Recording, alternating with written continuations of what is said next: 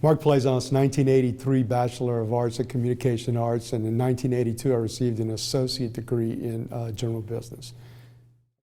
My mass communications degree, for 8 years prior to going to law school, I actually continued to work in mass communications. I worked for a couple of newspapers as a reporter, and then I moved into advertising and eventually ran 5 weekly newspapers before I went to law school. Law school, a mass communications degree actually is a solid foundation for law school in a lot of ways. And there's a distinction between the law school itself and the practice of law. It certainly helped in law school because I knew how to write and could get my point across. But as I've discussed with other people, it's actually been more beneficial in the practice of law, because the writing in law school and the writing in the real world, as I say, in the practice of law, to me is completely different. Law school, it's your typical professors want you to write and write and write, and sometimes the way they grade you is how many points you can make or point out on an exam, and they give you 4 hours. So your writing is really not developed as it should be. But in the practice of law, and I've been able to use my mass communications degree to sort of help focus my practice on primarily appellate work, which is really strictly writing and oral advocacy, where I've been able to be pretty successful because it's helped me focus on being able to get my point across to judges in a short and concise manner.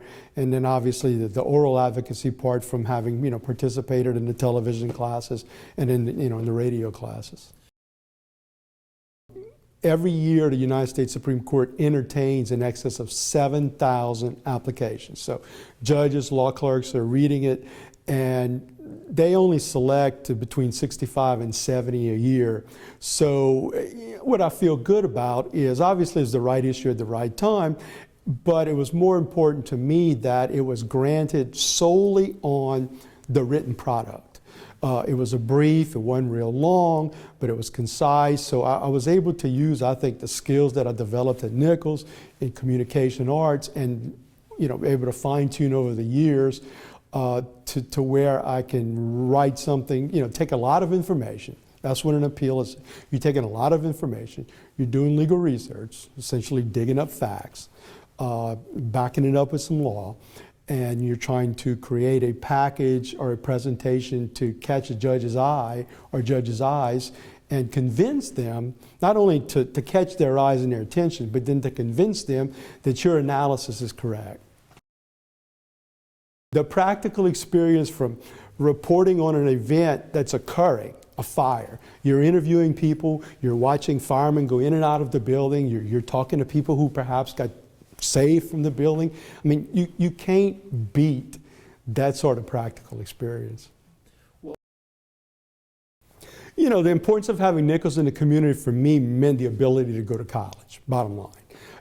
My family was not of the means to send me, anywhere else. I certainly had aspirations.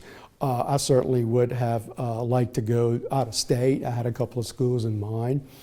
But I was unable to do so, but it was always, you are going to college, and that was never a doubt. But, Nichols made it easy. You still could go home on weekends if you wanted. There were activities on campus. The family could come up and visit you if you decided you didn't want to go home. It was affordable at the time. There were numerous scholarship opportunities. Cormidge Wall Scholarship for journalism students was a huge help. And don't think without Nichols, I probably would have gone to college. As I think most people in this area, would not have the opportunity to go to college. And I think it shows by the number or the percentage of students every year that are first generation students at Nichols. A Nichols degree has easily made me competitive with people from around the country. People know where I'm from because of the accent. Bob Blazer told me one time that I could go into television work, but I couldn't work north of Morgan City because no one would understand. But, as I've told people, the difference here compared to a larger university, I find, is a couple of things. You get the broad education. You have the ability to participate in journalism projects, in television projects, in radio projects. Students who go to big schools sometimes say, well, I'm going to go into print journalism. And you may take one course in the other disciplines and then you focus totally in writing. Whereas at Nichols, you know, one day we were writing stories for the Nicholsworth, the next day we were putting together a television production. Or if you wanted, you could have you know, I did for, I don't know, a couple of months, an hour as a disc jockey, you know, on the radio station. I mean, where can you, I still have my license that I applied for, you know, a radio license.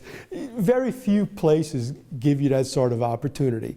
And I think it makes you an overall better journalist or better lawyer in my case, because I've had the broad experience of the whole gamut rather than just, you know, focusing and say, okay, I'm a good lawyer, I'm a good writer because I went to a big name school and majored in journalism.